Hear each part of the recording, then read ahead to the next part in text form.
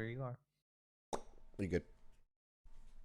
Hello, everyone, and thank you for joining us for another week of D&D. I'm your humble DM, and these are our players.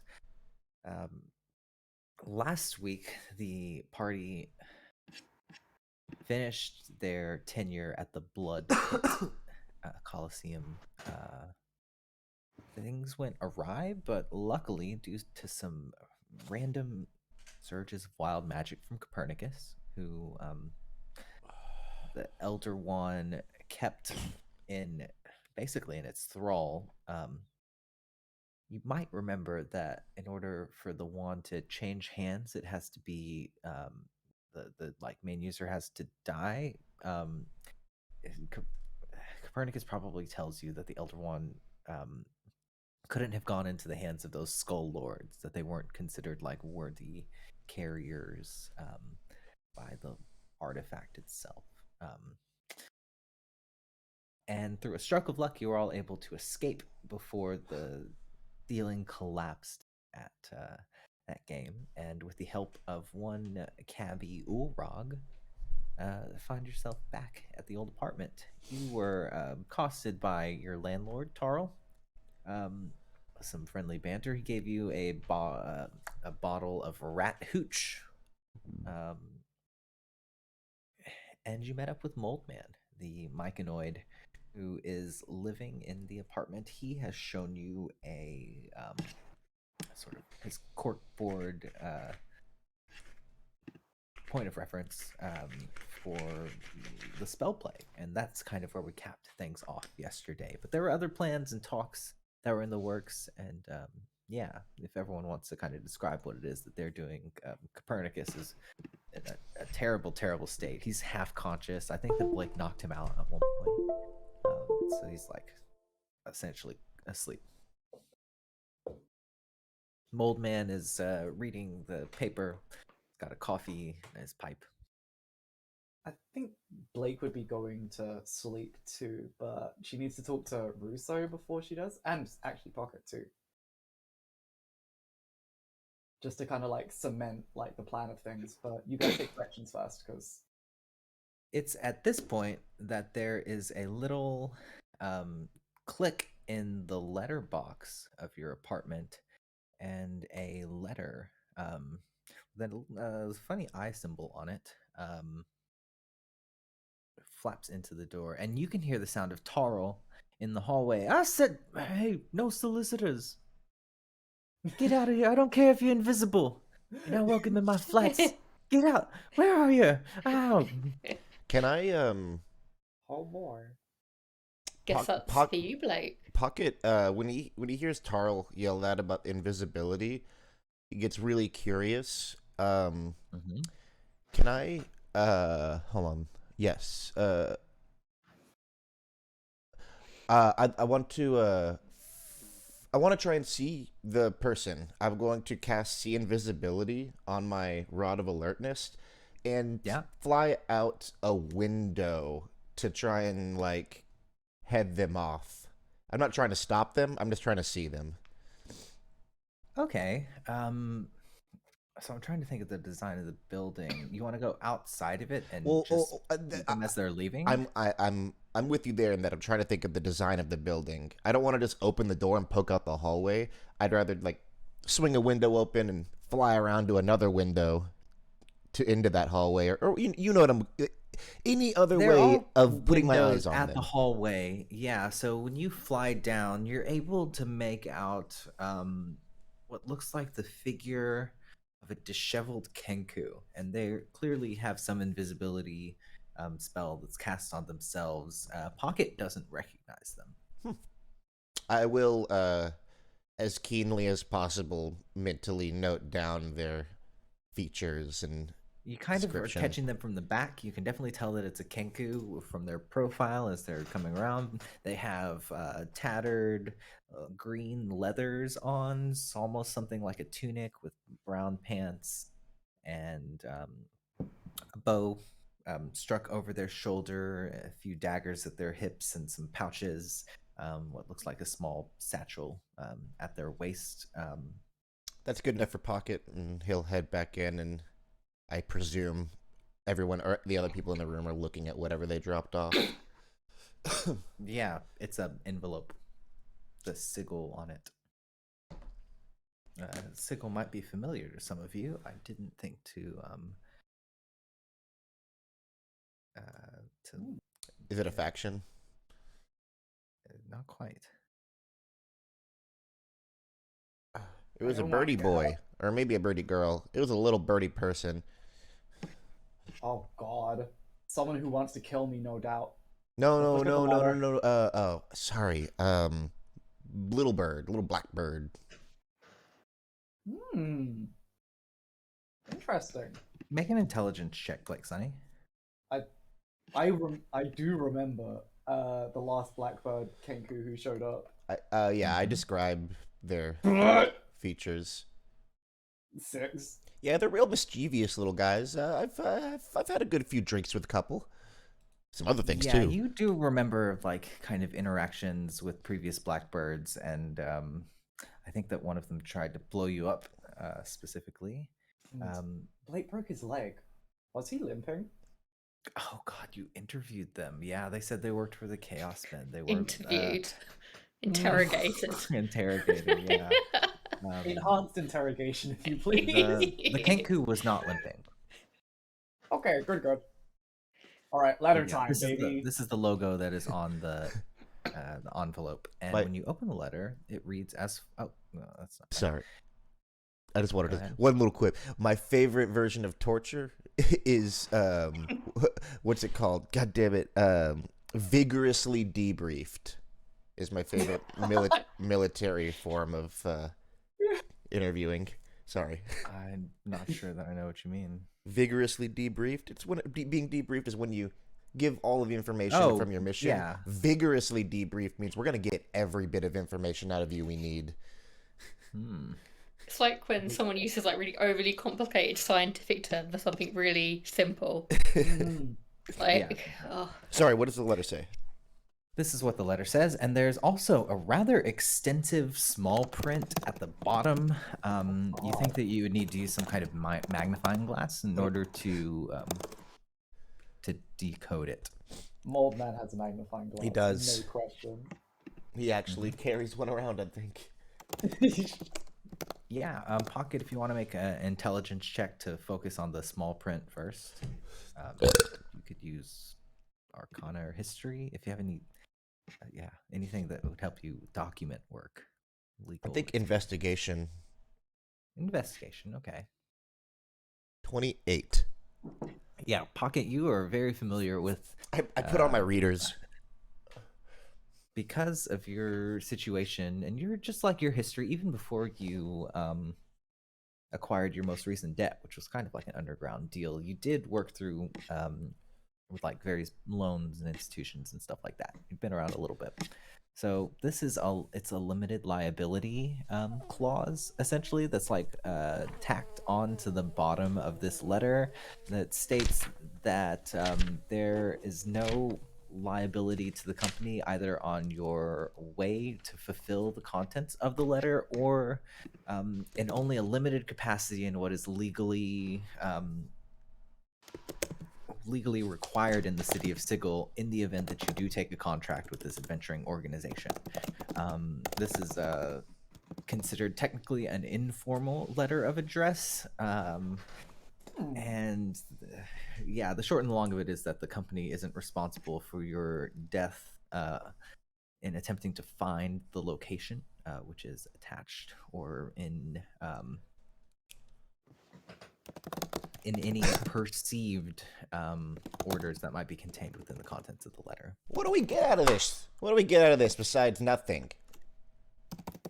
Is what I'm looking at for this contract. Contents of the letter. Yeah, it is kind of a dead end, small print. All it's saying is that we're fucked. Damn. Oof. I don't like the sound of this one. Plus, we got adventures enough. I've been cursed 4 times since I started adventuring. I'm not gonna.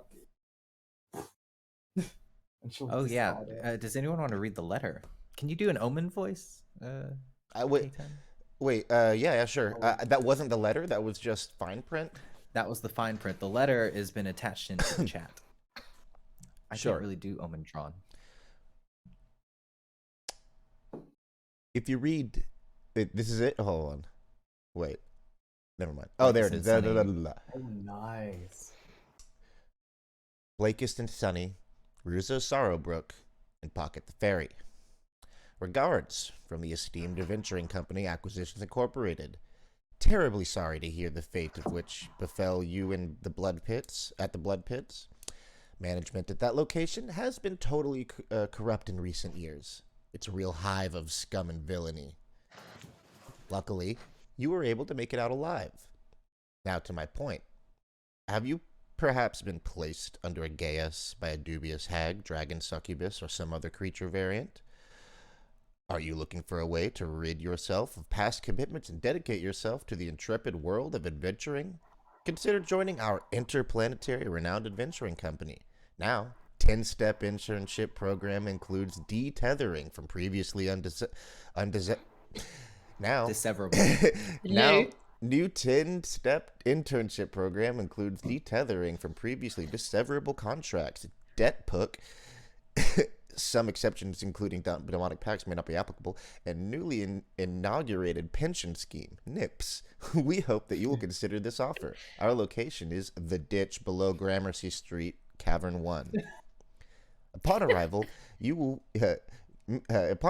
mention that you are new prospective interns, and that you will be given audience with myself.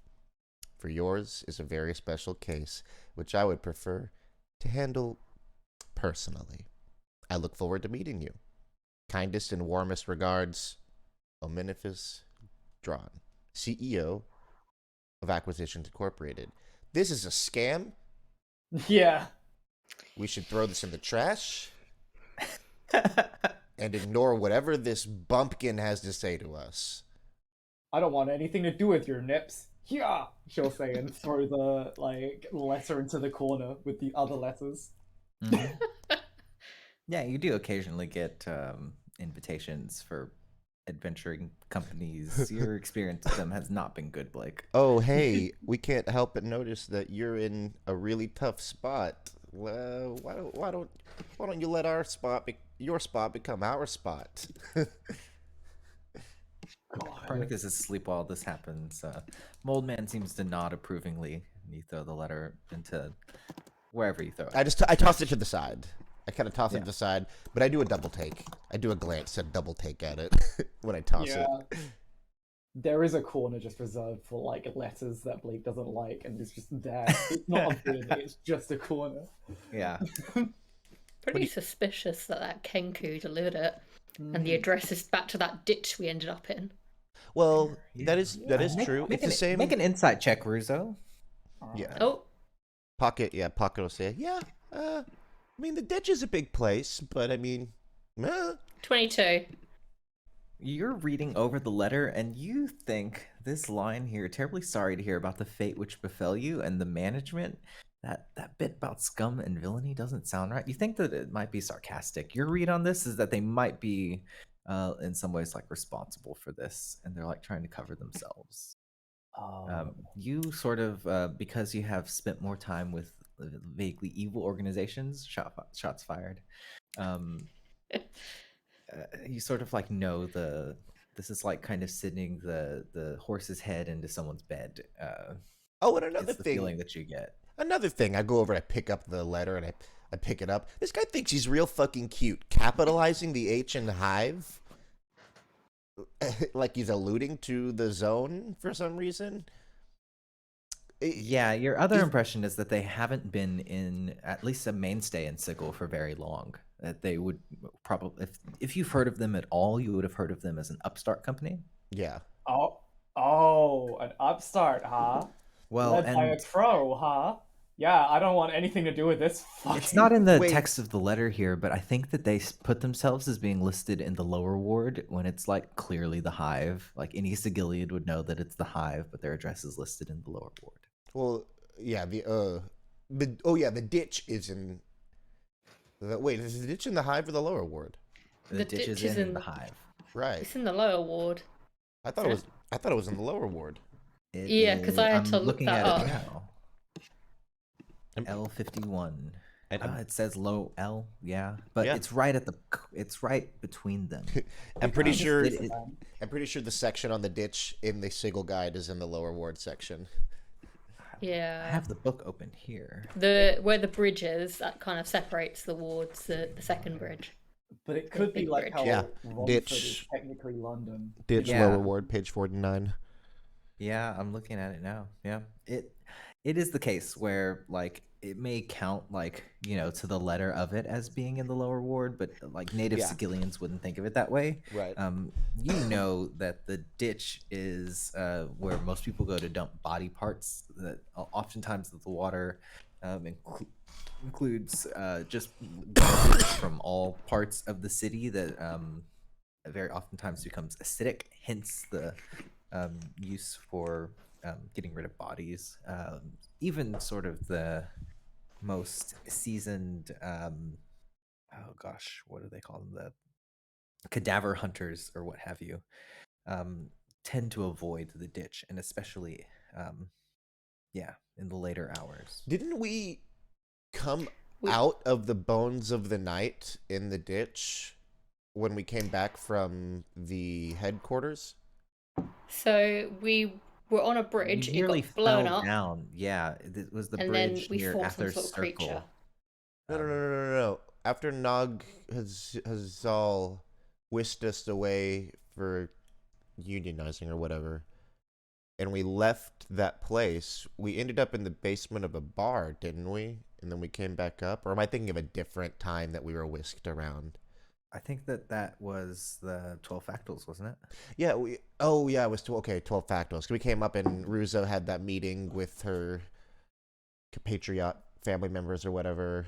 Yeah, in some ways, the ditch has like a worse reputation than the district that is closest to the lower ward, like the Madhouse district in Goatswood. It's like the grimy thing that keeps those two areas separated. Right. And the Shattered district is even more so. It's like dead space, so that people who live in the like central district or in the more productive parts of the lower ward can feel further away from the hive. So that's kind of the function that the ditch serves. It's not a very prosperous or well-to-do place. You think that if they're listing an address there, and they might have some kind of like official documentation given all the formalities of the letter, but yeah, it's seedy. It's definitely a very seedy vibe. Man, I don't remember the last adventuring company I saw tried putting their headquarters anywhere but the guild market or clerk's ward. This guy must be real fucked and broke if he is setting up shop here in the ditch. Which means he couldn't put too much leverage over us, right? Don't. No startups. That's the one rule. Whose rule? It's the rule of anyone who wants to actually like not be in debt or in prison. You know what I mean? No. I like acronyms. Okay, we can check it out. You can hear Copernicus snoring in the corner. He kind of turns over in his cot. Nice. But we while don't I have you- to check it out. I'm just it's kind of weird. And I don't know, what else are we doing? Really, what else are we doing? I guess I'm hanging out with you guys now. I got an idea. So, picture this. Blake's gonna say, kind of like getting up from her position, like bleeding a little bit on the floor, like You pulling really a gotta, dramatic pose. god damn it. All right, it's my floor. Don't worry about it. Carl doesn't care. Moldman, I'm sorry.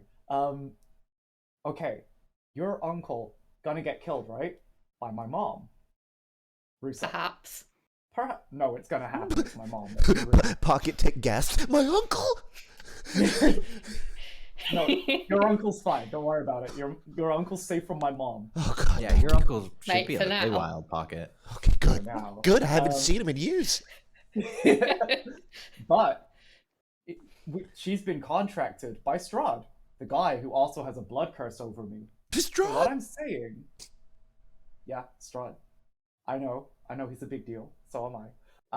What I'm saying is, all of us, me, you, and Russo, we go to the to her uncle's. He pays us to kill Strahd. You get the money because I think you're in debt. We kill Strahd. My mom doesn't kill your uncle, and I get my blood back. How likely do I feel this plan is going to succeed, considering how paranoid my uncle is at the moment? You don't think that your uncle would be necessarily overjoyed to have Blake Sunny in his manor, and you think that if you brought him there, or you brought her there, that your uncle would definitely try and kidnap her. It's not that it would be inevitable that he would succeed, but he would try, and he's got like enough kind of magical like charms and stuff like that. It would be annoying, you know. It would be an ordeal. It would be an ordeal, and even if it were the case that he takes up this arrangement to kill Strahd, you don't think that it would be better if it were your idea? Is the kind of impression that you have, to be like proactive. You think, given your knowledge of the Vampire Council and everything like that, it's the kind of thing that would be mediated with Dragul, who is oftentimes the arbiter of things like this. If Dragul approves of it via your uncle and other, extended family, friends, Vampire Council members, that's the easiest way for it to be the case. Given the fact that your mom even has this, or that Blake's mom even has this contract, it's probably been green lighted by Dragul, so it would take some convincing. Why? But you think it would be better in her family? Why? Why do you want to hunt one of the multiverse's most insular boogeymen? He affects no one outside of his own little sad realm. Blake Sunny, you curse on me. Yeah, you point to your joints, and you can see that like necrosis has begun. There's like blackness where your joints are. God, you're like not healing as well as you like ought to. Yeah. Rizzo's sort of nodding along with this, and I'm thinking, I suppose I could always kidnap you if it never works. If it doesn't work out. Oh, that's it. You pretend to kidnap me. What do you mean? Well, I mean, if it doesn't work out, I suppose. Well, yeah, my family are more important. I'd like to see you try. Fucking break you like a twig. Okay, yeah, I'm gonna step in right here. So you've been blood cursed by Strahd, and he's gonna kill Russo's uncle. And what's this blood curse doing to you? It's killing me and it's stopping me from getting my juice on, Have you seen a cleric? No. There are spells for this, Blake. Fuck. There are over-the-counter spells for this, Blake. There are? So, step 1, we take Blake to a cleric. Step 2, we maybe work out the rest of this plan. This is a plan B, at least, but I'm down to save your uncle. I have yet to have it explained to me. The process in which you hunt down a fairy tale boogeyman. Fairy tale? Yeah. Yeah, I played baseball with the guy. It's not hard. Fairy tale doesn't mean not real. But he is like, the stuff of legends, and honestly, if I were you, pretty cool curse. Stick around with that. Like, you get to show it off. I don't know. You said an intelligence check? Arcana. But he's gonna kill Russo's uncle. Then Russo will be sad. That's not okay. 21. I still don't. It's not okay. I don't think he can. As far as I know, Strahd can't. Oh, he hired my mom to literally. Wait, what? He hired my He- mom to do it. Yeah, Oh, so there's a contract out now. As we speak. He said 21. Yeah. Pocket. So before all of that, Pocket, your impression is that this might be one of those magical effects that is it's like vampire magic. I wouldn't know how else to say it. It's like a powerful curse. You think that unless you're in the place where it was cast originally, or without the help of like really powerful restoration magic, um, maybe even like a wish spell, it might be hard to undo it without fulfilling the terms of it. It is it's not exactly a curse. It's like a blood agreement. It's kind of the colloquialism of it. It's like a binding spell.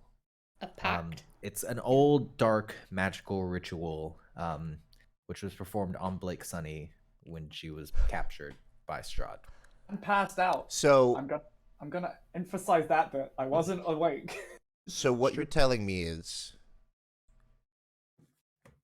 we don't have to go through the arduous, long, grueling, painful, deadly process of going to where this guy lives, knocking on his door, and fucking killing him. We could just sever the contract that he's made with your mom. It would, well, it wouldn't affect Blake Sunny's blood curse. And you probably have some understanding that a creature like Strahd would have phylacteries. Yeah, okay, so yeah. Okay, yeah, the more I think about it, you're just fucked. You should probably just enjoy the rest of your life. To my life isn't gonna be super long if he moves here. Like he says he's gonna remove the blood curse. I don't believe he can. He's been working with Nagazul. I don't know, man. You think that it is possible for the spell to be lifted in the circumstances of the oath, mind you, but I don't. That doesn't mean anything. Pocket might not. Yeah, neither you might be skeptical. Neither of Pocket nor Keaton do, but that's beside it. It is so beside it. Yeah. Oh, but more importantly, these vampire dudes, they have a lot of fucking money. You know, like damn, they have a lot of money. Like we kill Strahd, like they're gonna pay big bucks. You could pay off your debt. I could resurrect my friends. Russo could have her uncle. Sure. Like, win-win, right? I don't think we have enough information to make any sound decisions on any of these leads. I really do think we need some consulting. Do you know any consultants in this area? I look down at the letter on the ground. Oh, for fuck's sake! If that's what you want, if that's what you need, I'll do it. I don't. What I want is to not have to go on a murder hunt for a god. God, I beat him at baseball. He's a chump. Okay. Remember my explanation of gods? They're celebrities. Oh yeah. Okay. That's fair. So Strahd's definitely a god. One. Like Elon Musk, you know. Oh. Also, I imagine that there is an Elon Musk in Sigil. Please do not. Please don't tell me that he's the one who's been introducing all of these technological advancements. Elon Musk, who's Elon Musk. He's a cranium rat, like Elon Musk. No. He's taking a big deal in the Foundry District. He's a cranium rat king. Yeah. Which are a creature stat block that are scary. Yeah. Fuck. Okay. That's my suggestion. I think warthog, but that's fine.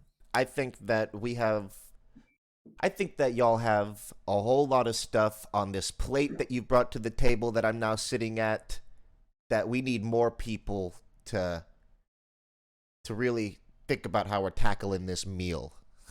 Elsha. Russo, you also We don't know where that I is. think that it's odd that Copernicus isn't listed on any of the documents from that letter. The thought hits you. It's like, why did they exclude Copernicus? That is strange. He's an NPC. Racism. Fair enough, yeah. You look right into the fourth wall. He gets more attention than he deserves, and he gives more of it too.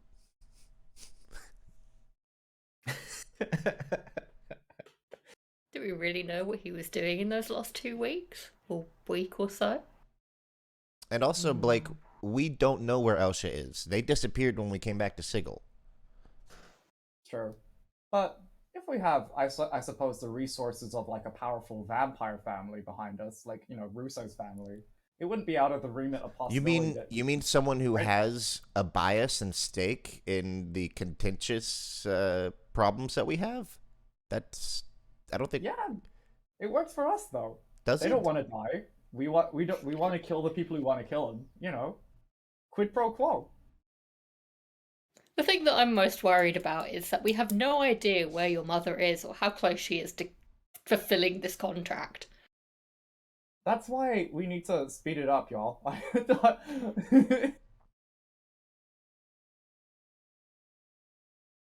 Hmm. Okay.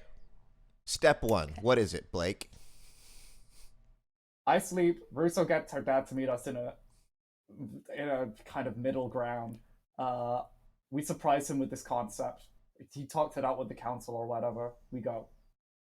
Both of those initial premises to you, Russo, don't sound right. Meeting anywhere but his compound and, yeah. Surprising him is not a good idea. I look over at Russo.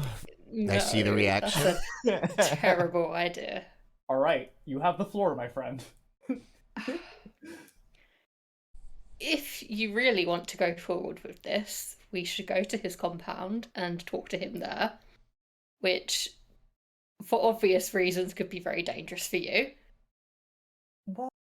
And let's not surprise him. No loud noises, no jumping out at him, nothing like that. All right. But you gotta promise me they're not gonna fuck with me. Because the last time I trusted a vampire, I got this blood curse.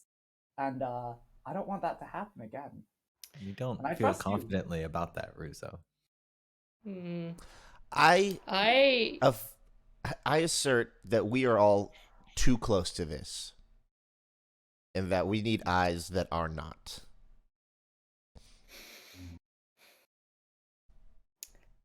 How about we go and investigate or go to the address on that letter and we just do something else for a little while and then maybe come back to this? Think else? He's gonna. Your dad, your uncle's gonna die. But all right.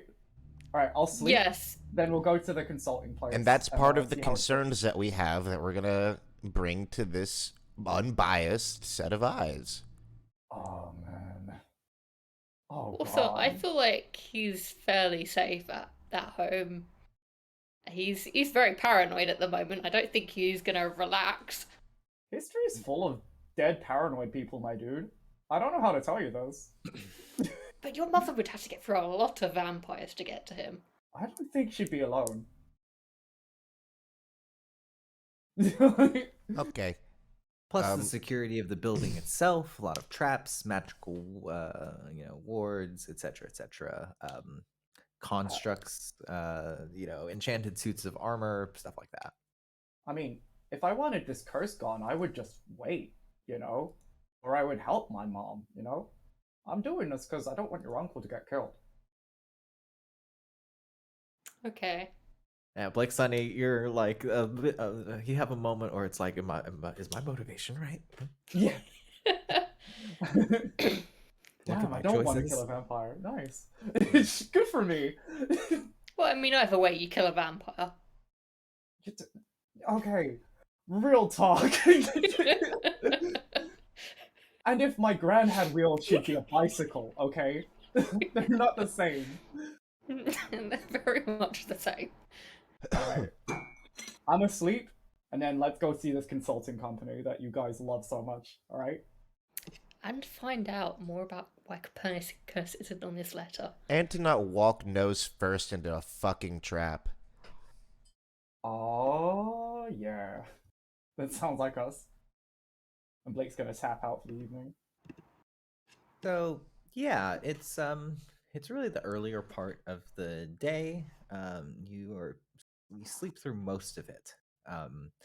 And you wake up in the earlier part of the evening, sort of together. Moldman is cooking some bolognese, add in some fresh mint. I'm up early, just frustratedly studying and memorizing spells and like flipping through my spell book and trying to swap stuff that I do have access to currently out, but I'm just Pocket's just like, why did I spend all of my 20s learning utility spells? It's so funny. That is funny. Yeah, so everyone gets a long rest. Fuck yeah. And Pocket is on the lookout for loose spell books. He's not looking out for spell books for sale. He's looking out for loose, unattended spell books. Yeah, okay. Pocket will steal a spell book off of a dude in the great city of Sigil. Who can blame you? Bruzo is going to check on Copernicus. Yeah, so you can see that Copernicus, he looks a bit gray compared to when you last left him. Is he awake? Yeah, he's slowly waking up. He still seems pretty hurt. Hey, buddy, how are you doing? Oh, yeah, I was at the death's door, at the blood pits, and You don't look like you left he's it. got big bags under his eyes. He says, "I can feel the my life force is stronger, but taking its toll on me. The wand couldn't have gone into the hands of those skull lords, but kept me alive." Yeah, we heard you the first time. Do we, do you Sorry. need help? Should we take you somewhere? Copernicus says, I think that I'm gonna be all right. Okay. I feel the magic, the force of it, surging through me, but it's hard. It's just hard to control, I guess. I'll be okay. Okay. You just rest up. Yeah, thanks.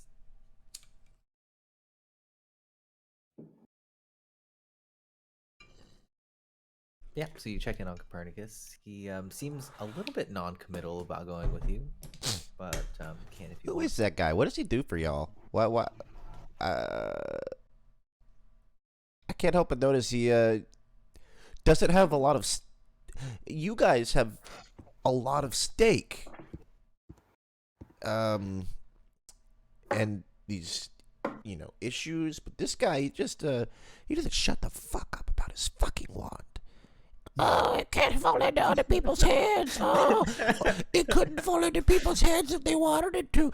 He won't shut the fuck up about it. Like, You're just jealous that it's not your wand. I'm not jealous. He shouldn't be holding on to something like an artifact like that. It belongs in him. He's doing it to himself. Anything that's happening to him right now, it's his own fault. Someone's sour about the utility spells. Damn, dude. Yo, I'm gonna cast Calm Person when I learn how to do this. It's not about that. It's not about jealousy. Goes to a drawer and he pulls out like a necklace. And I think that the party members might be able to recognize it as something that Theodos used to wear. It's it's just got a little sort of like a fiery symbol. It's just a plain kind of necklace, but Theodos must have left it in there at some point, and he puts it on. It doesn't really say anything else. We'll get him back. I hope so. We good to go, y'all? As ready as we'll ever be. Am I coming with you? Do you need support? I would love to have you along. If you want to fight Strahd or go to a consulting company. If you have your own stuff, I get it. Don't want to step on your skis. If it's a way to get into maybe a more permanent, source of income, I could actually probably apply for citizenship in the city. Oh shit. I've been living sort of undocumented. Okay, cool. Ruzo, you think that's probably why Copernicus might not legally be a person. Okay.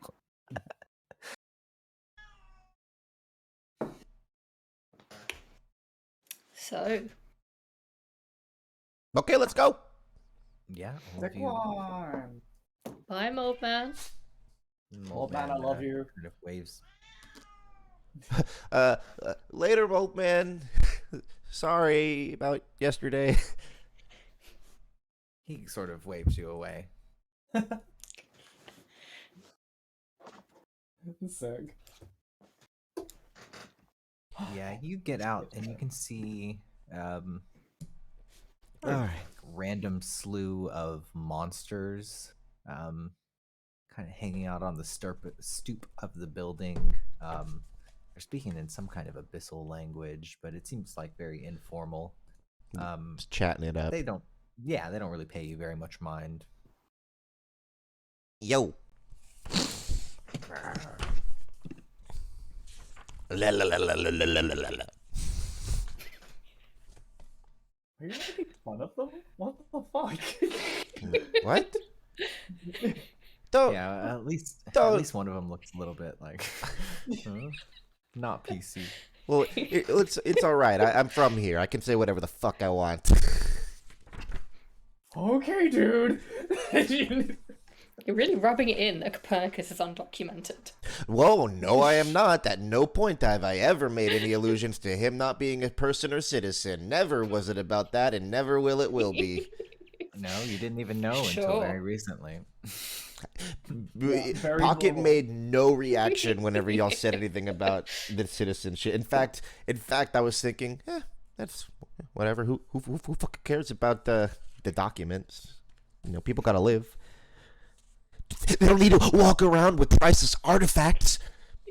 You can still have bad judgment. Yeah. Oh my god. Yeah. All right. It's time.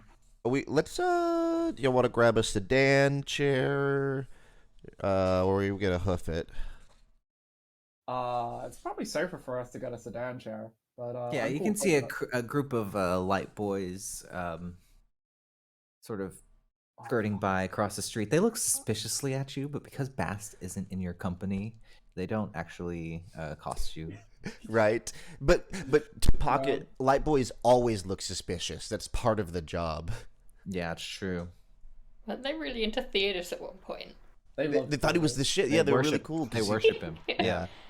Oh, dude, have you told the light boys that Theodus is dead? Oh god, no. I'm not gonna break the news in my current state. They kill me. You can see that they've already sort of begun skirting off as you make your way around. Luckily, they didn't hear. Copernicus is wearing Theodus's necklace.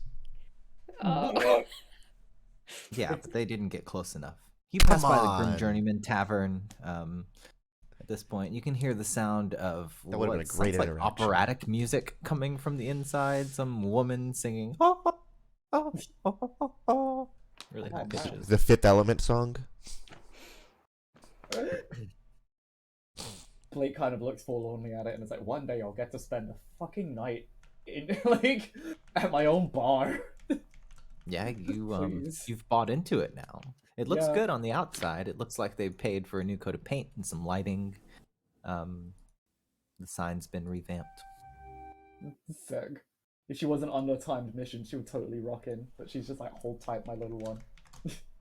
I'll be back for you. Yeah, and you continue to make your way through the city. Are you gonna grab a cab? Yeah. Yeah. It's not too far. It's about a gold's worth to make it through the Hellgate toward the ditch in the area that was described. It is a bit late at this point. Getting closer and closer to peak hours. You can see... Before you see the water and the river, you can smell it. The corrosive scent of decay and just foul, still water, refuse and trash. And the scurrying of rats is very palpable, including some cranium rats. Make a perception check, the group of you.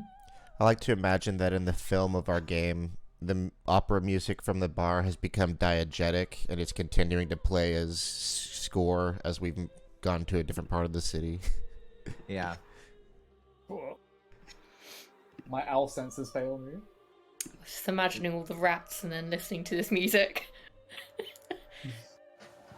Is that your 21, Ruzo? It is, yes. I got a What do you 23. get, Pocket?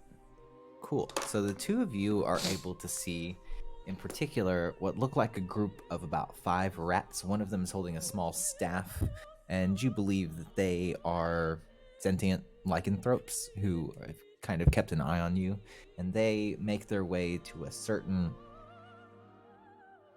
passage. You can see, even from where you are, there appears to be a little bit of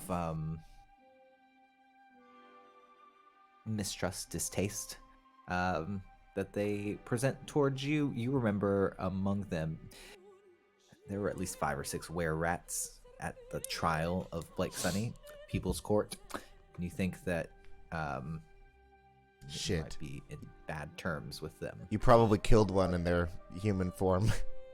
Worst, I dated a rat once. It wasn't a good idea. Oh,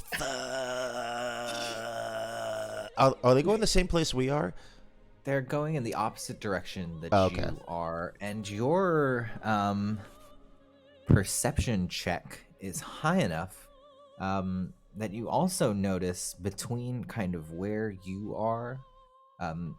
So you see, there's like the you have to kind of go down from the main road area along what is essentially a sandbar or sandbank to make it to the area where the ditch itself is. And you walk through there sort of along the natural paths and amidst the trash and decaying bodies that are thrown into the river and stuff like that. There isn't...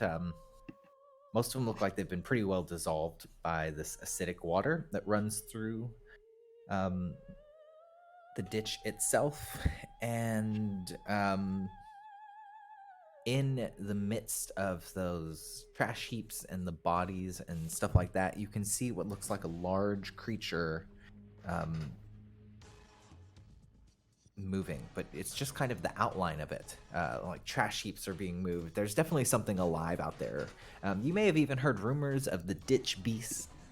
I think we fought a giant worm in the ditch before. You saw, yeah, when you fell with the chaos attacks, you saw it was a massive worm. Yeah.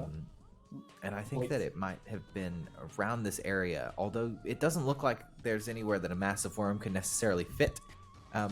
They came from the water, and this water's not only quite a bit more toxic and poison, there just isn't enough space given where you are. Okay, wait. Blake's gonna elbow This Ruth, is the sidewalk leading to the adventuring company we're going to? Yeah, if you follow kind of the directions toward this like cavern space, which you can see in the distance, it looks like it's pretty treacherous. This is how they walk to their front door?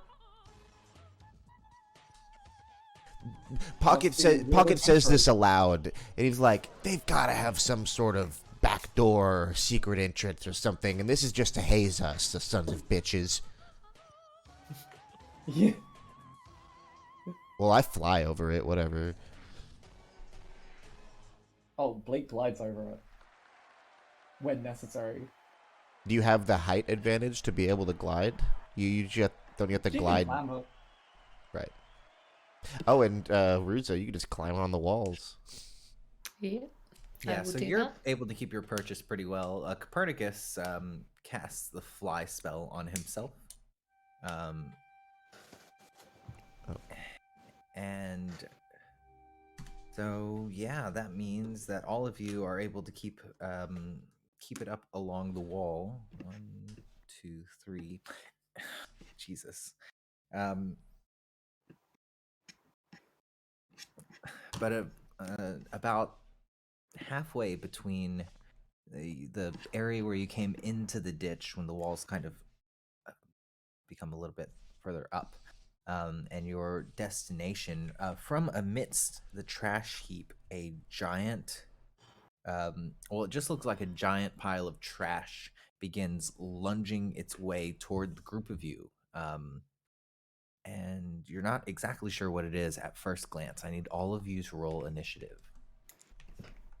It's deadly quiet, but for the sound of things moving from the trash heap.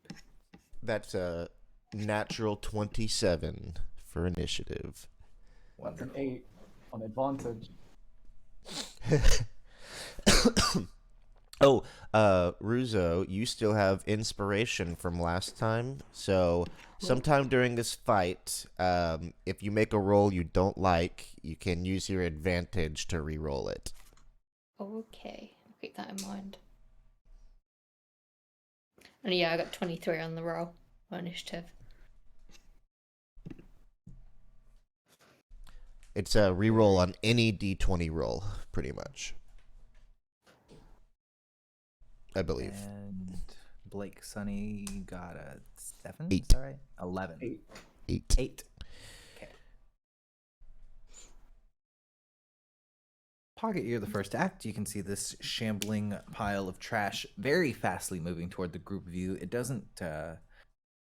It's large sized. Right. Pretty wide set. It looks like it's about at least 12 or 15 feet long and almost as wide. It is moving too quickly to be a humanoid. It looks like it has multiple limbs. And you can see shines of metal glaring out amidst the trash, refuse, glass, broken bits. So yeah, Pocket sees that and kind of panics. Goes, ah! And he's gonna fly, get as much height as he can. Are we in a tunnel? You said. You're not in a tunnel. You're sort of in like a ravine or a sandbank. So there's the acidic river that's going through it, and then there's like the ditch or the beach area along the side. Got it. That's kind of where you are. I go 30 feet above the party. And I'm going to cast Fairy Fire onto the creature. Okay. To try and make it, to really suss out what it, like, more what it is, and so we can see it better. It needs to make a dexterity saving throw. And I've got a little juice if he passes. It's versus... a natural 20. Is it a dex save, you said? Yeah. They roll a 28. Wowie. Zowie. Flies. I would like to... I do want to, as a reaction, Crone will shift that. Whoa! And kind of swirl my hands, and it just ticks back a frame, and it needs to it does. re-roll. And it manages to dodge it in a different way, rolling a 22. Oof. So instead of skirting forward, it skirts a little bit to the right. Damn. This thing is slippery, guys. Be careful. This thing is... Yeah. That's all I got. It's at that point that you're able to see at least 4 glowing, not quite glowing, but 4 dark beady eyes kind of at the center of this creature. Is that your... What else? That's my turn. I'm up in the air, and I'm trying to illuminate this thing and make it easier for them to hurt. Cool. It is now Ruzo's turn. I will use my crossbow and try and aim for one of these eyes. Okay. It is not a sneak attack. So it's 13 to hit. Your attack just dinks off of the trash. Okay. Doesn't find any purchase. And the creature is heading towards all of you, but you kind of like note that Blake Sunny, who's gliding and doing her best in this kind of area, and you, obviously spider climbing along kind of the wall of this, are the closest to the creature itself, if it should choose to go about it that way.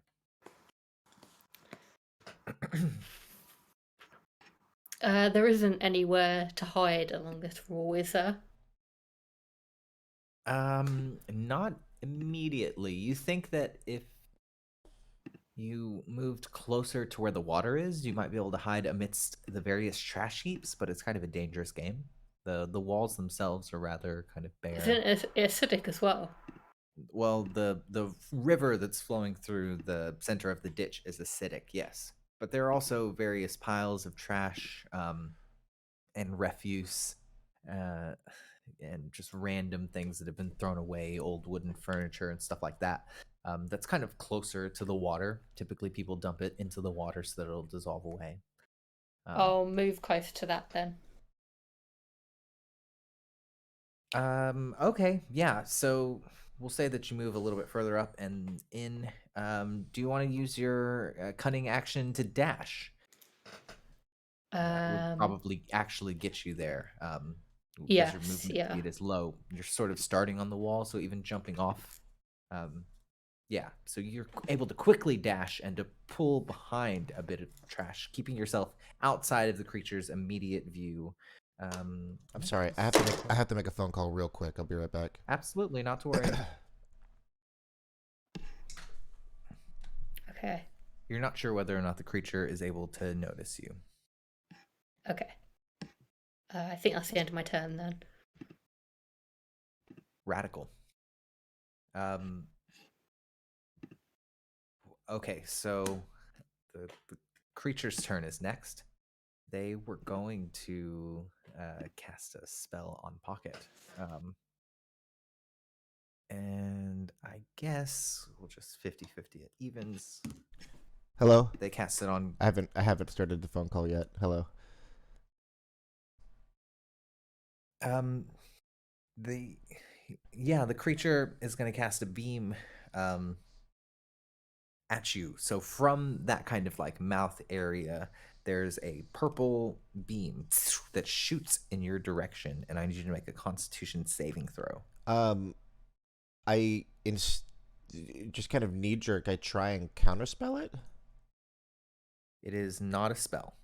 They have spells, but it's not one. Okay. You said what kind of saving throw? It's a con save. Okay. You've already used your reaction this turn. You're right. Yeah, you have. Yeah, I have. Got me last time, but not twice. I don't think I did it last time. I think that it did happen. Oh well. But it's okay.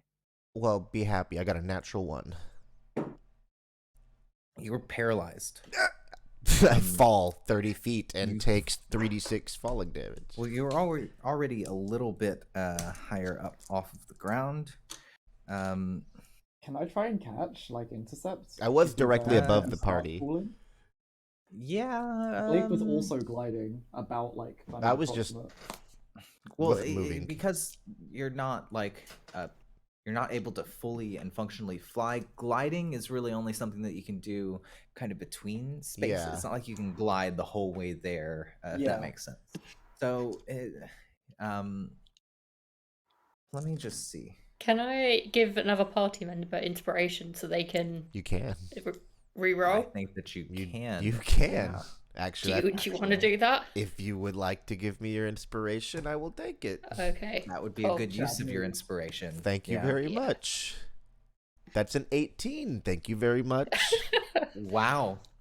Yeah, so Ruzo, you call out to Pocket, and there is a little streak of light that shoots from your hand, and Pocket is pushed out of the way of the beam. Some kind of magic that you may not be able to recognize. Cool, I'm going to make this phone call now. Thank you. Not to worry. And having missed is going to... it is smart, isn't it? It's gonna attempt to attack you next, Russo. It has 2 attacks that it can make. And it's gonna come up to the area where you are. And with the first one, it's just gonna attempt to slash itself with one of its forelegs. When it gets a little bit closer, and with your dark vision, you can make a better sense of the creature actually there underneath all of this trash and refuse. It becomes visible to you. And I'll put a picture for all of our sake. Ooh. That's what you see. And it takes a slash at you. Rolling a 2 on the die, which is only a plus 11. And then it's going to try and use one of its other forelegs to push you into the water. Doing a little bit better. I need you to make a dexterity saving throw. We'll say it's contested. 21. 21 is not good enough. So you are pushed back into the water. Because of your evasion, you only take half damage. Okay. But you do fall amidst the acidic water. And it's a really low roll, which is good for you. It's only 14 points of acid damage. Is that taking into account my dodge? Oh, no. I guess it's only 7 for you. 7 Okay, points of acid damage. Ah. And you're like partially submerged in the acid at the end of the creature's turn. Let me just check and see. That's all it can do. I believe it is. It is going to sort of move itself so that it's oriented and standing between you and the shore. At this point, it's basically ignoring your other party members. Whoa, shit. It's now Copernicus's turn, and Copernicus is going to say, I'm not sure if we'll be able to fight it. Let's just get to this cavern. Not rude, sorry, dude. Sounds like a plan. And Copernicus is going to try and use a spell with his wand. Let me just see if it works. Ooh. Google it.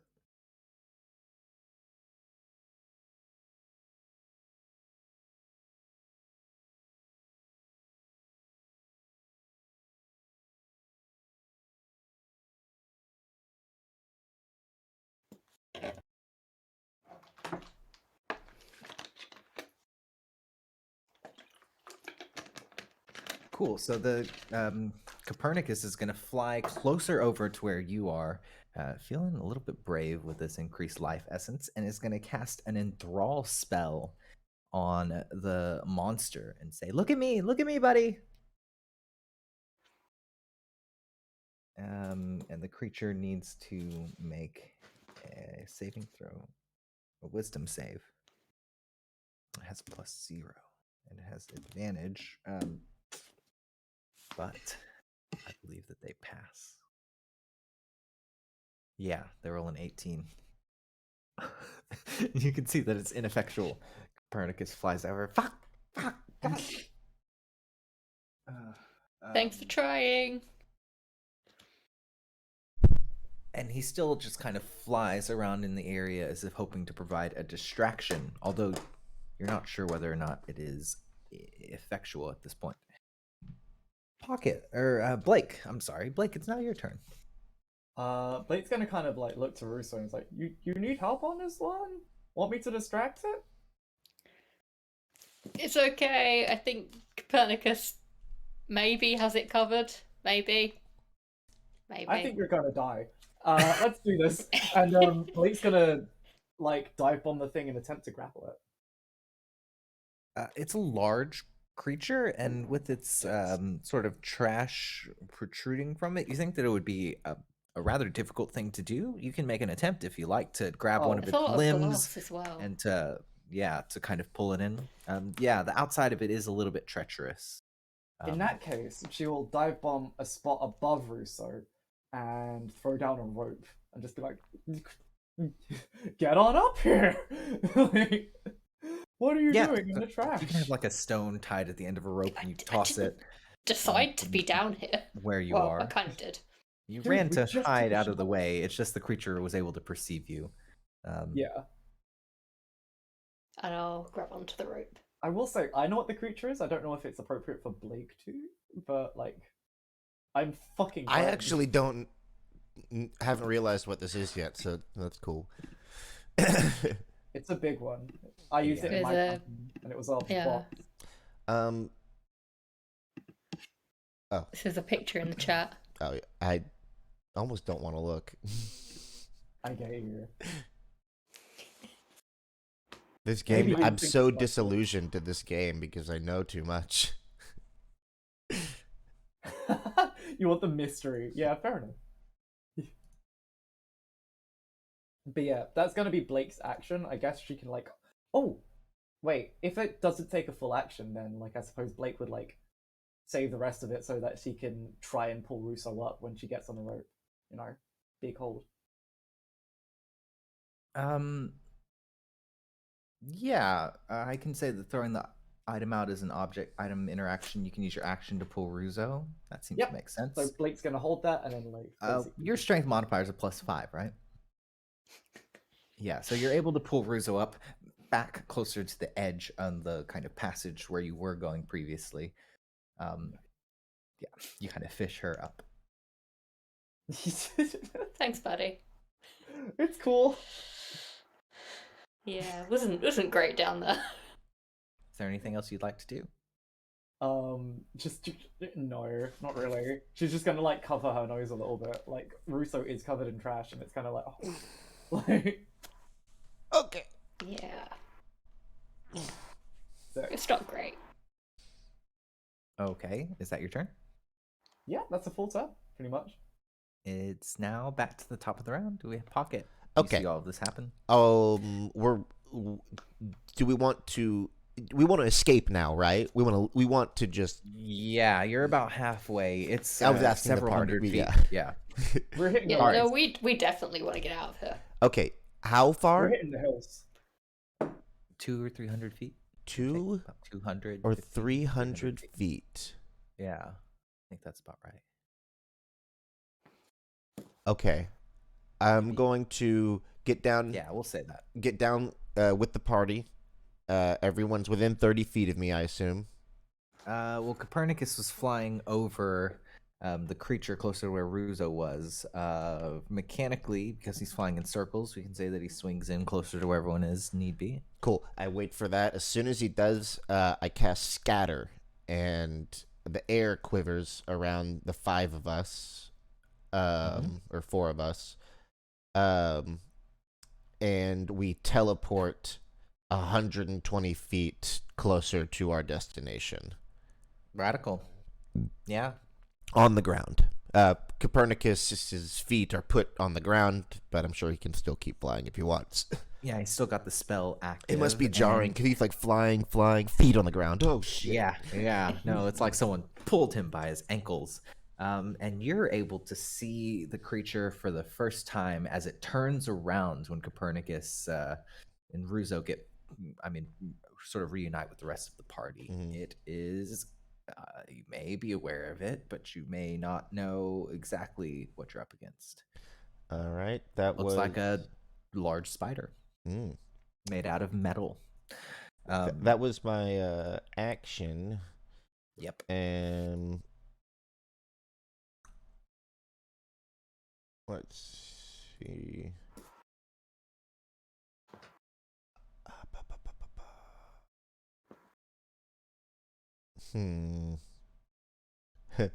Yeah, then I'm just going to use my other 30 feet of movement to zoom.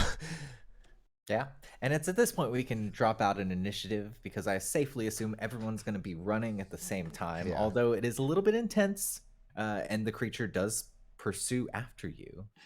You're all able, and eventually you see the flickering sign, a little brass plaque on the wall. It says Acquisitions Incorporated, and it has that same logo on the sign itself.